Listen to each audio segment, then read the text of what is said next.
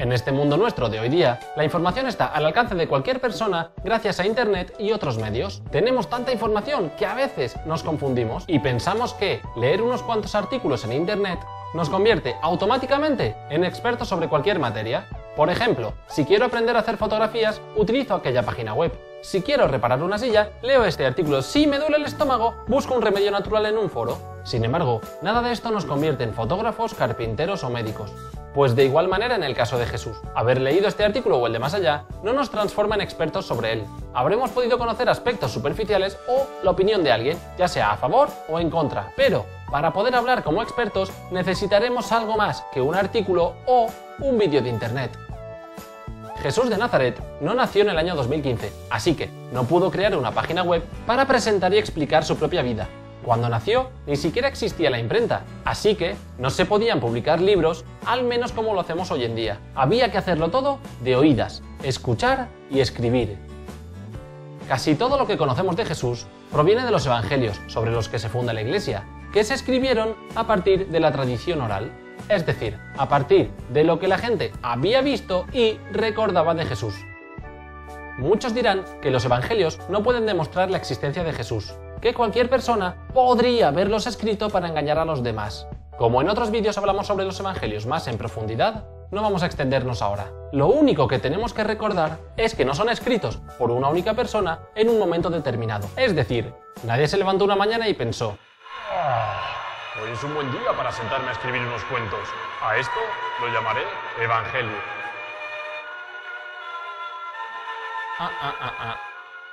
Proviene de diversos autores que los redactaron en diferentes lugares y en momentos distintos. Lo central del mensaje de Jesús, sus actos, su pensamiento, sus planes, etc., se encuentra exclusivamente en los evangelios. Los libros que vienen antes y después en la Biblia nos pueden ayudar a entender mejor sus palabras, contienen aclaraciones de sus seguidores o bien narran la vida de algunos discípulos. Pero para saber quién es Jesús de Nazaret y conocerlo en profundidad, lo fundamental es leer los evangelios. Como decíamos, casi todo lo que conocemos de Jesús de Nazaret está escrito en los evangelios. Sin embargo, hay también otros textos antiguos que hablan de él. Y lo interesante de estos documentos es que no han sido escritos por cristianos. De hecho, a estos textos los conocemos como fuentes no cristianas, porque aportan datos sobre Jesús desde la óptica no cristiana. Aproximadamente en el año 37 nació un judío llamado Josefo ben Madriyahu. Ha pasado a la historia con el nombre de Flavio Josefo y es famoso porque escribió, entre otras obras, un texto llamado Antigüedades Judías. Está compuesto por 20 libros y en el número 18 contiene datos históricos que hablan de Jesús. Además de Flavio Josefo, otros judíos han hablado también acerca de la persona de Jesús. Concretamente, en unos documentos que los judíos conocen como Talmud, podemos leer: en la víspera de la Pascua ha sido colgado Jesús de Nazaret. Durante 40 días un pregonero ha ido gritando delante de él: debe ser apedreado, porque ha ejercido la magia, ha seducido a Israel y lo ha arrastrado a la apostasía. Como ves, es interesante conocer la figura de Jesús más allá de lo que la televisión o nuestro círculo de amistades dicen conocer sobre él. Acuérdate de lo que decíamos. Lo que sabemos de Jesús se encuentra sobre todo en los evangelios, pero que también hay datos sobre él en otros documentos, a los que llamamos fuentes no cristianas. Ya hemos visto un par de ejemplos en el vídeo anterior. Por conocer otro ejemplo más, nombraremos también al historiador Suetonio, que escribió la biografía de los 12 primeros emperadores del Imperio Romano. Cuando llega a la parte relativa al emperador Claudio, dice: expulsó a los judíos de Roma, los cuales, instigados por Crestus, no cesaban en su agitación. Cuando habla más adelante del incendio de Roma en época de Nerón, dice que Nerón, culpó a los cristianos. Un castigo fue infligido a los cristianos, un tipo de gentes adictos a lo extraño y dados a la superstición. Al igual que lo escribe Suetonio, los católicos reciben muchas acusaciones de ser personas que se creen cualquier cosa sin pararse a pensar sobre ello. Y así será en algunos casos, pero no en todos, ya que no es algo exclusivo de los católicos, sino de toda la humanidad. Me han dicho que, he oído de este remedio, haz esto y te curas. Te habrás fijado en que los seres humanos podemos creernos ciegamente algo que nos diga un conocido y llegar a rechazar con los oídos cerrados una idea que provenga de cualquier otro, aunque tenga una sólida argumentación. La comodidad, nuestras inseguridades, etc., nos empujan en ocasiones a aferrarnos a lo que aprendimos y rechazar el diálogo con los demás. Para que esto no nos suceda, hay disciplinas de estudio que profundizan en todo aquello que nos ha sido transmitido, lo contrastan con la historia y otros textos de la época para no aceptarlos sin explicación ninguna. La exégesis, por ejemplo, se encarga del estudio de los textos bíblicos, pero no como quien se los aprende de memoria, sino desde la perspectiva histórica, es decir, que estudia la manera en que fueron escritos, cuándo se escribieron, qué se añadió o modificó después, etc. Es bueno que sepas que la exégesis se aplica también a textos judíos como el Talmud, islámicos como el Corán o incluso jurídicos. De otro lado, tenemos también la cristología, que es una disciplina que se encarga de estudiar y encontrar explicación a la siguiente frase. Atención, Jesús es el Cristo. Con una frase tan cortita, cualquiera podría dar una explicación rápida sobre ella. Sin embargo, se trata del fundamento de la fe cristiana, de manera que la cristología profundiza y va mucho más allá, para entender cada día más la figura de Jesús, su mensaje, su intención al decir lo que dijo y hacer lo que hizo, etc. Por tanto, con todo lo visto hasta ahora, quizás no te extrañe que digamos que, cuando hablamos de Jesús de Nazaret, no podemos quedarnos en la superficie y repetir de memoria lo poco que hayamos podido escuchar sobre él, porque si no nos preocupamos por ir cada vez un poquito más allá, nunca seremos capaces de entender la diferencia entre conocer a Jesús y tener fe en Jesús. Por muchos conocimientos que tengamos sobre la persona de Jesús, por mucho que sepamos, si nunca hemos puesto en práctica sus palabras, no podremos entender la fe en Jesús. Y de igual manera, si solo nos dedicamos a tener fe y no nos preocupamos por conocer más sobre la figura de Jesús en la historia, seremos incapaces de traducir esa fe a los acontecimientos de nuestra vida diaria. Y eso significa que no podremos dar testimonio a otros acerca de lo que esa fe supone para nosotros ni de dónde procede. Antes de comenzar, nos preguntamos, ¿siempre que se habla de Jesús, se hace de la misma manera? La respuesta a esta pregunta es no, pero no porque gritemos más, hablemos más bajito, seamos más cultos o hayamos estudiado menos. Cuando nos acercamos a conocer a Jesús, ya sea leyendo un libro, los evangelios o escuchando un documental, tenemos que diferenciar dos maneras básicas de aproximarnos a su figura, recurriendo al Jesús histórico o al Cristo de la fe.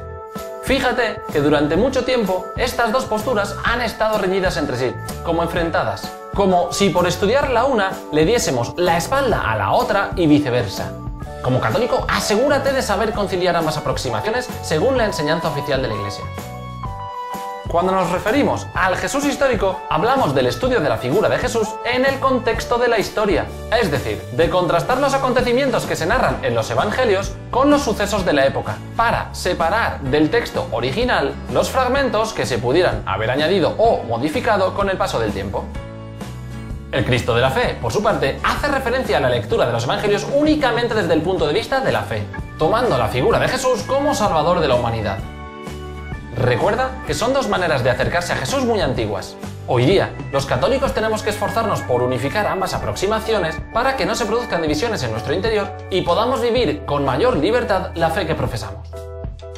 Es muy difícil resumir la figura y vida de Jesús en un libro, y aún más en unos vídeos tan cortitos como estos. Los evangelios no son libros de historia. Si los leemos como quien lee un libro de biología e intentamos conocer a Jesús únicamente a partir de las palabras, nos va a resultar muy difícil, por no decir imposible, entender la fe. Los evangelios se fueron formando con el paso del tiempo, muy poco a poco, gracias a lo que unos y otros recordaban haber visto y oído del propio Jesús, de sus discípulos o de su madre María. Y todo eso, que pasaba de unos a otros, tuvo que comenzar a ponerse por escrito porque empezaban a morir los que habían sido testigos directos. Pero atención, en aquella época no todo el mundo sabía escribir. Y esto significa que algunos, unos pocos, tuvieron que ser los encargados de recopilar toda esa información y convertirla en textos. Y además, quienes escribían no lo hacían para sí mismos, sino que tenían que conseguir que el mensaje fuese entendido por diferentes personas, ya fuese un grupo de judíos o uno de paganos. Lo que quiere decir que algunos acontecimientos tuvieron que ser adaptados para hacerlos más entendibles al público al que iban dirigidos. Bien, además de eso, tenemos que tener en cuenta que los cristianos de las comunidades primitivas no pusieron por escrito absolutamente todo lo que hizo Jesús, sino solo algunos fragmentos de su vida, de lo que dijo, cómo vivió, etc. Y justamente, no estamos hablando de una época en la que todo el mundo fuese al colegio ni tuviese una gran cultura al modo de hoy día. Así que es normal que aparezcan algunos datos que no son históricamente precisos. Habrás escuchado que algunas personas hablan sobre el Evangelio, mientras que otras lo hacen sobre los Evangelios. ¿Cómo hay que decirlo entonces? Pues en realidad depende de a qué nos estemos refiriendo. La palabra Evangelio viene del griego, de un término que significa buena noticia. Para los cristianos, la buena noticia no son las palabras de Jesús, sino Jesús mismo, su vida, sus actos, el reino de Dios que anunciaba, etc. Por otra parte, cuando hablamos de los evangelios en plural, nos estamos refiriendo a los 4 textos que la Iglesia acepta como relatos de esa buena noticia de Jesús, los evangelios según San Mateo, San Marcos, San Lucas y San Juan. Así que cuando decimos evangelio, estamos hablando acerca de Jesús de Nazaret, lo que dijo, lo que hizo, dónde vivió, lo que anunció, etc. De otro lado, cuando utilizamos el plural y hablamos de los evangelios, nos estaremos refiriendo a los textos que ponen por escrito esa buena noticia que es Jesús. Los evangelios son 4 y los conocemos como la buena noticia según San Mateo, San Marcos, San Lucas y San Juan. Eso significa que la tradición que hemos recibido nos dice que esos 4 textos fueron escritos por 4 personas diferentes. Pero, ¿cómo los escribieron? ¿Se pusieron de acuerdo? ¿Fue el mismo día? ¿En el mismo lugar? Veámoslo. Los evangelios no se escribieron de un día para el siguiente por propia inspiración de los evangelistas. En la escritura de todos los evangelios hay 3 etapas diferentes. La buena noticia, es decir, el hecho mismo de la vida y predicación de Jesús. Jesús iba de un lugar a otro y la gente le seguía, pero en ese momento nadie ponía nada por escrito, se limitaban a ver y oír. Muerto Jesús, se produce la segunda etapa, la predicación apostólica, o lo que es lo mismo, los apóstoles y seguidores de Jesús comienzan a comprender el mensaje que habían escuchado y a transmitirlo a otros verbalmente. En esta etapa, los que sabían escribir, que no eran todos, anotaban lo más importante de la predicación de los apóstoles. Tienes que saber que lo primero que se escribió fue todo lo relacionado con la pasión, muerte y resurrección de Jesús. Después se añadieron los textos que contenían las parábolas y los milagros, y por último, algunos episodios de la infancia de Jesús. La tercera y última etapa consiste en la redacción de los evangelios tal y como los conocemos. Para ello, se utilizó como base toda esta colección de escritos originales que circulaban por las primeras comunidades cristianas. En aquella época no existía la imprenta, de manera que todas las copias se realizaban a mano y pasaban de unos a otros. No conocemos la fecha exacta en que los evangelios fueron escritos, pero las investigaciones indican que el más antiguo es el de Marcos, que se escribió unos 35 años después de la muerte de Jesús, alrededor del año 64. El más moderno es el Evangelio según San Juan, que se escribió hacia el año 90, es decir, 60 años después de la muerte de Jesús. Lo más importante para entender los evangelios es tener en cuenta que no son biografías de Jesús, no son libros de historia. Los evangelistas pusieron por escrito solo unas pocas cosas de las muchas que se transmitían oralmente a viva voz. Y no solo eso, los mismos evangelistas decidieron reducir algunos fragmentos o bien ampliarlos y fusionarlos para adaptar el mensaje a las personas concretas que debían leerlo. Por lo tanto, los católicos sabemos que los hechos de la historia acerca de la vida de Jesús de Nazaret no son exactamente y punto por punto tal y como han sido escritos, pero no nos rasgamos las vestiduras ni nos sentimos engañados, sino que entendemos que hay que aprender a leer los textos para saber de qué nos hablan y descubrir en ellos la buena noticia de Jesús. Pero cuidado, que los textos no sean descripciones históricas no quiere decir que sean invenciones y cuentos.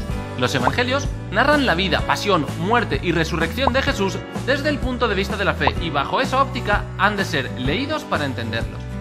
Sin embargo, no quiere decir que no podamos estudiarlos desde el punto de vista científico. Hemos descubierto mucho gracias a la investigación científica de los textos originales, y es importante destacar que estas investigaciones no están reñidas con una vivencia activa de la fe.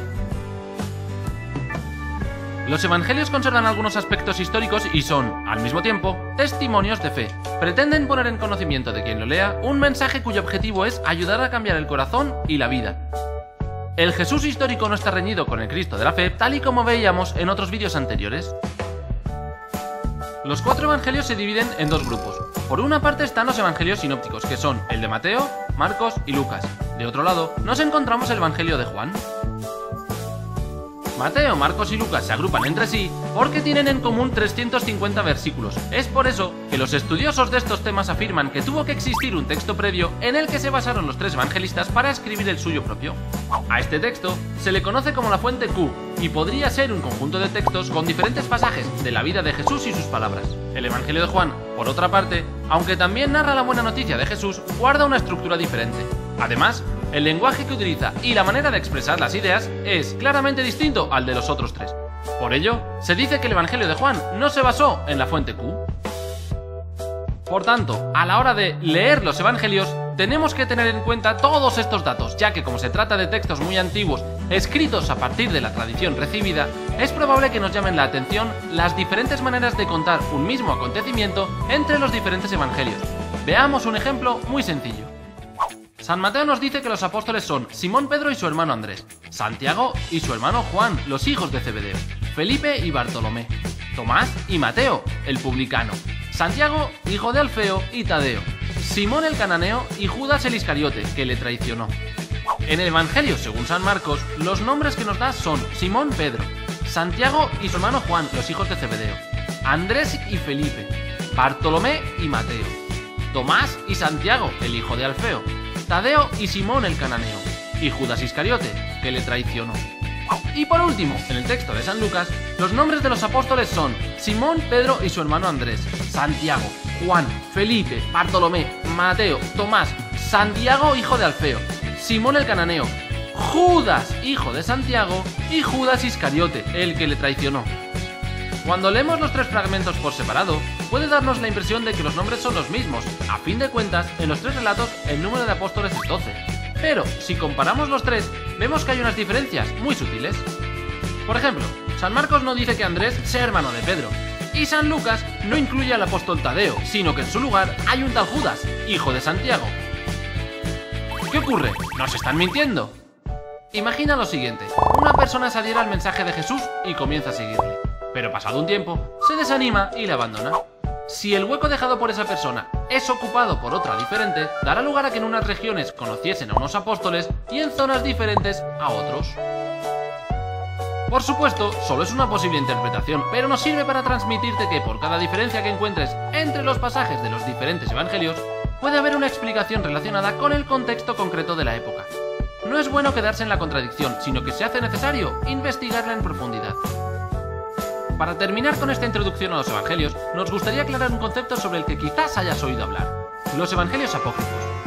Muchas personas afirman que hay una conspiración por parte de la Iglesia Católica para ocultar las verdaderas palabras de Jesús y su vida, y que por eso no reconoce estos textos.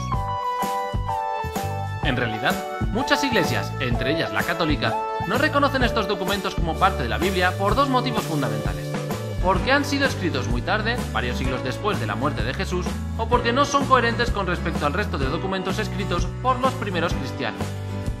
La mayoría de estos textos utilizan nombres vistosos, como el Evangelio de María Magdalena, pero solo se utilizan para llamar la atención, porque en realidad no fueron escritos por esas personas.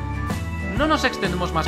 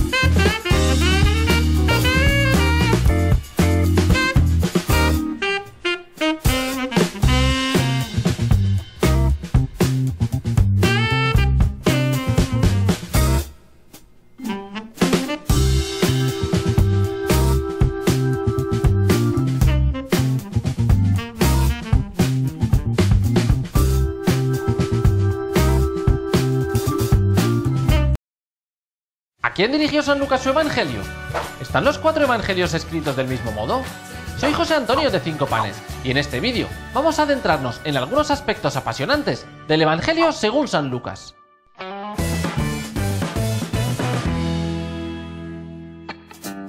Si realizamos un estudio comparativo entre el discurso de la montaña que aparece en el Evangelio según San Mateo y en el de San Lucas, nos daremos cuenta de que San Lucas no incluye apenas referencias al Antiguo Testamento. Si tomamos el pasaje del hombre que construyó la casa sobre roca, veremos que la fabrica de un modo diferente en cada texto. San Mateo dice que la puso directamente sobre la roca, mientras que San Lucas indica que cavó e hizo cimientos. En aquella época, en Palestina y en Grecia se construían las casas de manera diferente. En Grecia se cavaba y hacían cimientos, en Palestina no. En los Hechos de los Apóstoles, Lucas dice que San Pablo se afeitó la cabeza porque había hecho unos votos. Sin embargo, el Antiguo Testamento indica que quien hiciese un voto no podía cortar su cabello mientras durase su promesa. En la tierra donde vivió Jesús, las personas no judías eran consideradas paganas, se les llamaba gentiles. San Lucas parece especialmente interesado en demostrar que los paganos y extranjeros pueden convivir perfectamente con los judíos. Además, no incluye los textos humillantes para los paganos, tal y como hacen San Marcos y San Mateo. En los Hechos de los Apóstoles, San Lucas pone mucho empeño en testimoniar que Dios emplea todos los medios para garantizar la evangelización de los paganos, manteniendo su identidad propia. Pedro y Pablo son sorprendidos por Dios y convertidos en apóstoles de los paganos, a quienes bautizan sin otro requisito que la fe. Con el cántico de Simeón y después del Pentecostés, San Lucas relata que la salvación por medio de Jesús es para todas las naciones y que todo el mundo es necesario en el plan de Dios, judíos y no judíos. Con todo lo que venimos diciendo, nos damos cuenta de que, probablemente, San Lucas dirigió su redacción del Evangelio a una comunidad de personas en la que fundamentalmente había paganos, quizás conviviendo con algunos judíos en comunidades mixtas. En su versión del Evangelio, no hace falta conocer todas las leyes del Antiguo Testamento para poder llegar a Dios, sino que es Jesús mismo quien nos conduce hasta Él. Vamos ahora a reflexionar sobre la situación en que se encontraba esa comunidad de personas. En las bienaventuranzas del Evangelio según San Lucas, no hay pobres de espíritu ni perseguidos por causa de la justicia. Hay pobres y perseguidos a secas. Además, están escritas en segunda persona, de manera que no se presentan como una teoría o ideal, sino que es un texto dirigido personalmente a quien lo lea. Eso nos hace pensar, ¿estarían pasándolo mal? Además, San Lucas invita a no tener miedo a los que matan el cuerpo y a confesar a Cristo delante de los hombres y los tribunales. Tal vez Lucas insiste tanto porque se trataba de una comunidad de personas perseguidas, a merced de los poderosos del mundo. Llama la atención que solo San Lucas escribe: «No temas, pequeño rebaño, porque a vuestro Padre le ha parecido bien daros a vosotros el reino», que es un texto escrito con mucha ternura. Por tanto, los creyentes para los que escribe San Lucas viven en la paradoja de que les faltan las seguridades humanas, pero tienen la seguridad total de que Dios les ama y confían en la providencia. Ningún otro evangelista remarca tanto el elogio de los pobres y el peligro de la riqueza que puede conducir a la insensibilidad. San Lucas no presenta a Jesús adorado por los reyes magos, sino por los pastores pobres. Para San Lucas, que Dios revele su plan a los sencillos y pobres es un motivo de alegría. Hasta aquí con este punto. En el siguiente vídeo veremos cuándo se escribió el Evangelio según San Lucas. Síguenos en Twitter, danos un me gusta en Facebook o suscríbete a nuestro canal de YouTube. No te olvides de compartir el vídeo y nos vemos en la mesa.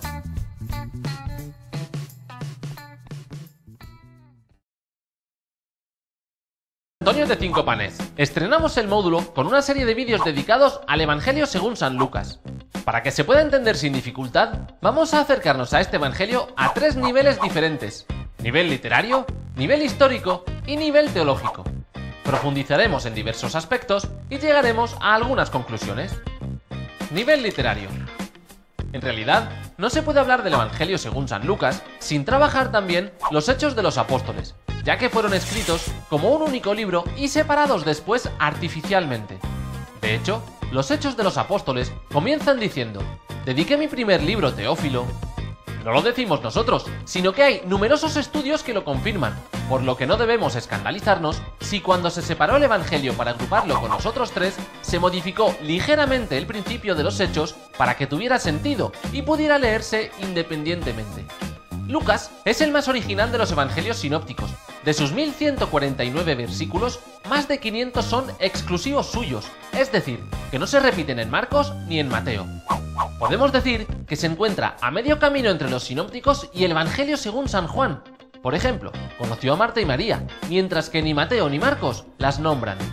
Sin embargo, la organización de los temas es la misma que en los otros dos evangelios sinópticos. Infancia de Jesús, preparación para la misión, ministerio en Galilea, subida a Jerusalén, ministerio en Jerusalén, pasión, muerte y resurrección. Ahora bien, la particularidad de Lucas es que el camino de subida a Jerusalén es extraordinariamente largo. Le dedica casi 10 capítulos, mientras que Mateo lo escribe en 2 y Marcos solo en 1. Es evidente que cada evangelista tiene unas palabras preferidas que se repiten una y otra vez en el texto. En el caso de San Lucas, las palabras que más se repiten durante su relato son salvar y salvación, pobre, compasión, mujer y niño, servidor, samaritano, etc.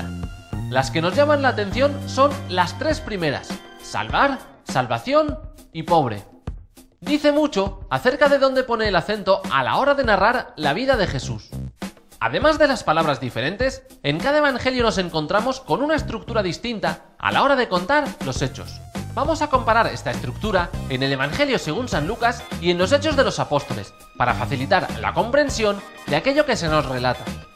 El Evangelio comienza con un prólogo del conjunto de la obra, en el que Lucas le dice a Teófilo que después de investigar todo lo que ha escuchado de boca de los apóstoles, se decide a ponerlo por escrito. Continúa con la presentación de Jesús y de la misión con la que vino al mundo. Después, Lucas prepara el ministerio público de Jesús. Aquí narra la predicación de San Juan Bautista, el bautismo de Jesús y las tentaciones en el desierto. El resto de la obra lo dedica a relatar la actividad profética y salvadora de Jesús, pero lo hace en 3 partes. 1. En la lejana Galilea y su entorno. En aquel momento, la vida religiosa se organizaba en torno a Jerusalén y Galilea era considerada una tierra muy lejana. 2. Durante el trayecto hacia Jerusalén.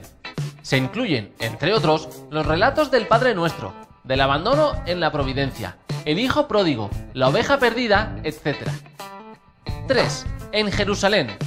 Comienza con Jesús entrando en Jerusalén montado en un asno. Es cuando se relata la expulsión de los vendedores del templo y termina contando que Jesús solía ir a pasear al Monte de los Olivos. A partir de ahí, el Evangelio según San Lucas narra lo que da sentido a todo el Nuevo Testamento: la pasión, resurrección, envío y ascensión de Jesús. Estos hechos dividen en 2 los relatos del Nuevo Testamento, y por eso los evangelios se agrupan entre sí, separados del resto de libros. Bien, teniendo clara la estructura anterior, vamos a compararla con la que nos encontramos al leer los Hechos de los Apóstoles. Al principio de la obra tenemos un prólogo, que enlaza directamente con la presentación de la primera comunidad de cristianos y de su tarea. En el capítulo 2, los apóstoles son preparados para su ministerio público por medio del Pentecostés. De igual manera que comentábamos antes, el resto de la obra lo ocupa en narrar la actividad profética de la comunidad de cristianos y su anuncio de la salvación por medio de Jesús. 1. En Jerusalén, donde se cuenta, por ejemplo, la lapidación de Esteban y se presenta a San Pablo como perseguidor de los cristianos. 2. El camino en Judea y Samaria. 3. Hasta los confines de la tierra, es decir, hasta las tierras más lejanas. Puestas así, una estructura junto a la otra, no es difícil ver que San Lucas siguió el mismo orden a la hora de escribir su obra, para que tuviera sentido y resultase sencillo su entendimiento. Al final de los Hechos de los Apóstoles incluye un epílogo a modo de conclusión. Sin embargo, si nos fijamos en los últimos 3 apartados de cada libro, nos damos cuenta de que siguen un orden inverso. Jesús va de una tierra lejana hasta Jerusalén, y sus discípulos recorren el camino contrario, desde Jerusalén, donde sucede todo, hasta las tierras lejanas a llevar el mensaje. San Lucas separa claramente el tiempo de Jesús y el de la iglesia primitiva. Tanto es así que en los Hechos de los Apóstoles no se refiere a San Pablo como apóstol, probablemente porque no convivió con Jesús. Hasta aquí con este punto. En el siguiente vídeo analizaremos el nivel histórico del Evangelio según San Lucas. Síguenos en Twitter, danos un me gusta en Facebook o suscríbete a nuestro canal de YouTube. No te olvides de compartir el vídeo y nos vemos en la mesa.